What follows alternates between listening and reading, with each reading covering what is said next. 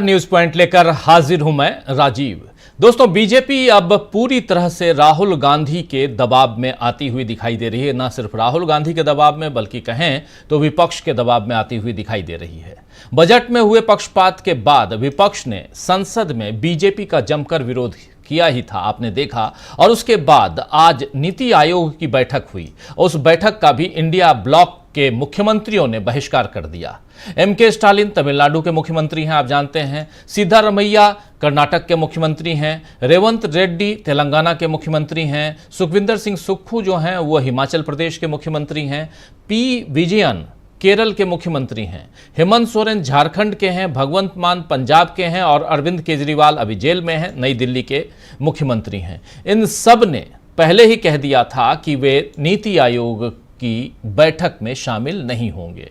वहीं विपक्षी मुख्यमंत्रियों में सिर्फ और सिर्फ केवल ममता बनर्जी ने बैठक में शामिल होकर अपने सवाल उठाने की बात कही थी, लेकिन उन्हें भी बैठक बीच में छोड़कर निकलना पड़ा, क्योंकि आरोप है कि जब ममता बोल रही थी तो उनका माइक बंद कर दिया गया और कहा गया कि आपका समय पूरा हो गया। जबकि ममता बनर्जी ने कहा कि मुझे सिर्फ 5 मिनट का समय दिया गया और उसके बाद माइक ऑफ कर दिया गया। अभी तक तो हम लोग सुनते आ रहे थे कि संसद के अंदर माइक ऑफ करने की परिपाटी चल रही थी, लेकिन अब क्या नीति आयोग में भी मुख्यमंत्रियों, वो भी विपक्षी दलों के मुख्यमंत्री अगर हों तो उनके माइक को ऑफ कर दिया जाएगा? यह एक बड़ा सवाल है और यहीं से आज दिन की शुरुआत होती है दोस्तों। और दिन की शुरुआत के साथ साथ जब ममता बनर्जी बाहर निकलती हैं तो यह चर्चा काफी गर्म हो जाती है। पहले सुन लेते हैं ममता बनर्जी बाहर निकलकर क्या कुछ कह रही हैं, सुनिए।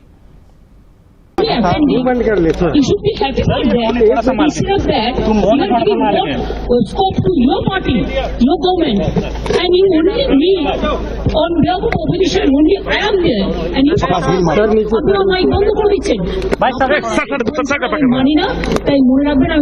दीदी बंगाल का भी इंसल्ट है, दीदी ये आपका इंसल्ट नहीं, सब रीजनल पार्टी का इंसल्ट है। दीदी आबारो नीति आयोग के बंचो ना।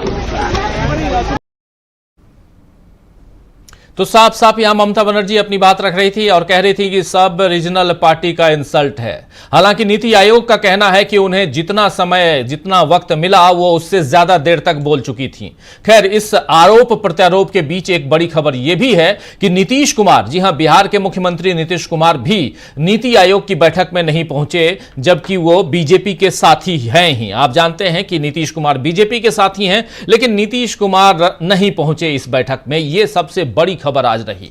नीतीश की गैर मौजूदगी में जो है उनके ही उप मुख्यमंत्री पहुंचे वहां, सम्राट चौधरी, लेकिन नीतीश का नहीं पहुंचना आज चर्चा का विषय रहा और उनकी गैर मौजूदगी ने फिर सियासी हलचल खड़ी कर दी है कि क्या अब नीतीश कुमार फिर उधर से इधर आने वाले हैं या इधर से उधर जाने वाले हैं, या इसकी तैयारी कर रहे हैं? क्या अब एनडीए में भी उनका मन नहीं लग रहा है? और अगर ऐसा है तो क्या वजह है कि नीतीश का मन नहीं लग रहा है? आखिर कारण क्या है? खैर, नीतीश कुमार के पलटने और टिके रहने को लेकर कोई भविष्यवाणी नहीं की जा सकती है, लेकिन मौजूदा सियासी हाल को देखकर यह तो साफ समझ आ रहा है कि बीजेपी अब इंडिया ब्लॉक के आगे पस्त होने लगी है। नीति आयोग यानी national institution for transforming India आयोग, यह आयोग का, नीति आयोग का फुल फॉर्म है, कि गवर्निंग काउंसिल की मीटिंग में मोदी ने, नरेंद्र मोदी जो इसकी अध्यक्षता करते हैं, उन्होंने विकसित भारत एट 2047 को लेकर चर्चा की है। और नीति आयोग का कहना है कि देश $5 ट्रिलियन की जीडीपी के साथ, इकोनॉमी के साथ दुनिया की तीसरी अर्थव्यवस्था बनने जा रहा है। भारत 2047 तक $30 ट्रिलियन इकोनॉमी के लक्ष्य को हासिल करेगा। नीति आयोग ने मोदी के हवाले से एक्स पर लिखा है कि भारत को 2047 तक विकसित राष्ट्र बनाना हर भारतीय की महत्वाकांक्षा है। राज्य इस लक्ष्य को हासिल करने के लिए सक्रिय भूमिका निभा सकते हैं क्योंकि वे लोगों से सीधे जुड़े हुए हैं।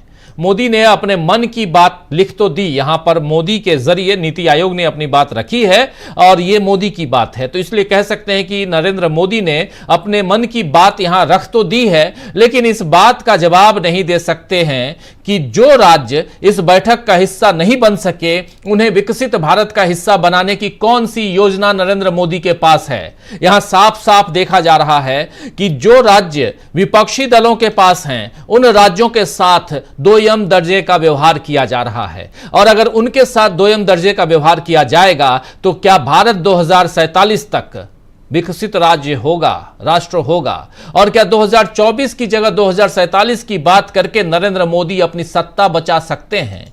क्योंकि बात अभी 2024 की होनी चाहिए, लेकिन नरेंद्र मोदी 2047 की बात कर रहे हैं, आगे के सपने दिखा रहे हैं। बहुत अच्छी बात है कि आप भारत को किस दिशा में ले जाना चाहते हैं। आप हिंदुस्तान में पहले पंचवर्षीय योजना थी, योजना आयोग के जरिए ही ये योजना आगे थी बढ़ती थी, वो योजना थी और 5 साल का लेखा जोखा आप लेकर आते थे, प्लानिंग करते थे। लेकिन आप 2024 में 2047 की बात कर रहे हैं, तो क्या 2024 के बाद 25, 26, 27, 28, 29 ये जो 5 साल है नरेंद्र मोदी अगर सरकार में बने रहते हैं, तो उनकी बैसाखियों वाली सरकार अगर ऐसी रहती है तो 5 साल में नरेंद्र मोदी क्या करने जा रहे हैं? क्या वो कोई लेखा जेखा जो है वो रख पाएंगे नरेंद्र मोदी? ये बड़ा सवाल है। वैसे एक जरूरी खबर यह भी है दोस्तों कि आज बीजेपी मुख्यालय में मुख्यमंत्री परिषद की बैठक बुलाई गई और इस बैठक में नरेंद्र मोदी समेत बीजेपी के राष्ट्रीय अध्यक्ष जेपी नड्डा, रक्षा मंत्री राजनाथ सिंह, केंद्रीय गृह मंत्री अमित शाह ये सब पहुंचे और तमाम बीजेपी शासित राज्यों के मुख्यमंत्री यानी सीएम भी शामिल हुए हैं। अभी ये बैठक चल रही है जब हम लोग ये कार्यक्रम कर रहे हैं। खास बात यह है कि सीएम योगी आदित्यनाथ, ये देख लीजिए विजुअल वहीं की है, और खास बात यह है कि सीएम योगी आदित्यनाथ भी बीजेपी मुख्यालय में हैं और लोकसभा चुनाव के नतीजों के बाद से उत्तर प्रदेश में जो घमासान मचा हुआ है, बीजेपी के अंदर जो घमासान मचा हुआ है वो आप सबने देखा है। और चूंकि लोकसभा चुनाव के नतीजे उत्तर प्रदेश में, यूपी में बीजेपी को उम्मीदों के मुताबिक नहीं मिले और इसके बाद से सूबे में सियासी हलचल खूब बढ़ गई थी। केशव प्रसाद मौर्य जो उप मुख्यमंत्री हैं, उनके बयान के बाद स्थिति तनावपूर्ण हो गई और इसके बाद सीएम योगी ने खुद आगे बढ़कर मंडलवार दौरे किए और लगभग 200 मौजूदा और पूर्व विधायकों, विधान परिषद सदस्यों और सांसदों से उन्होंने मुलाकात की, कुछ महत्वपूर्ण नेताओं और कार्यकर्ताओं से बातचीत की और फीडबैक लिया था। अब देखना होगा कि मुख्यमंत्री परिषद की इस बैठक में योगी के लिए क्या संदेश निकल कर आता है।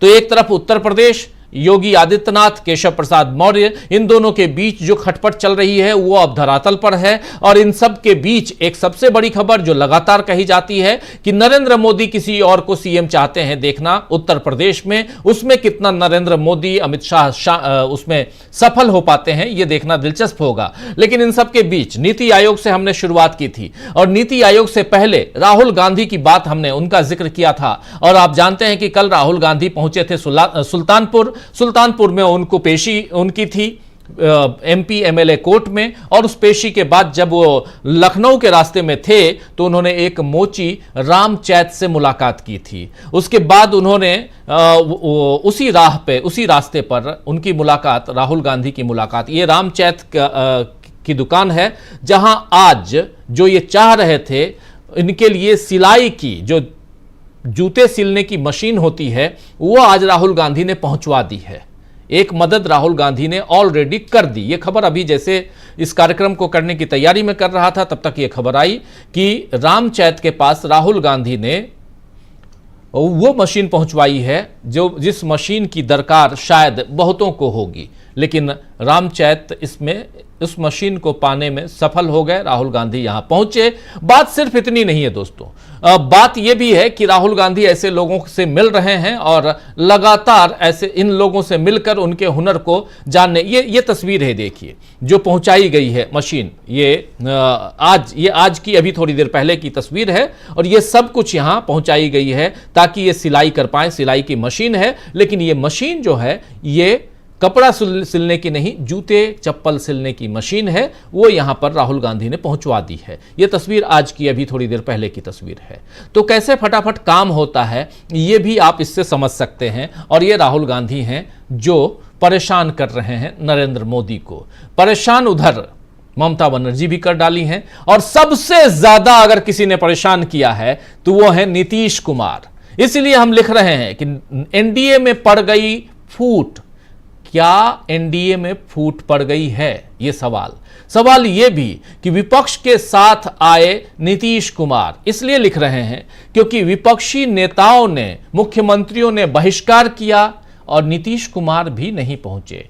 जब नीतीश कुमार नीति आयोग की बैठक में नहीं गए हैं, उन्होंने कुछ न कुछ गड़बड़ किया है।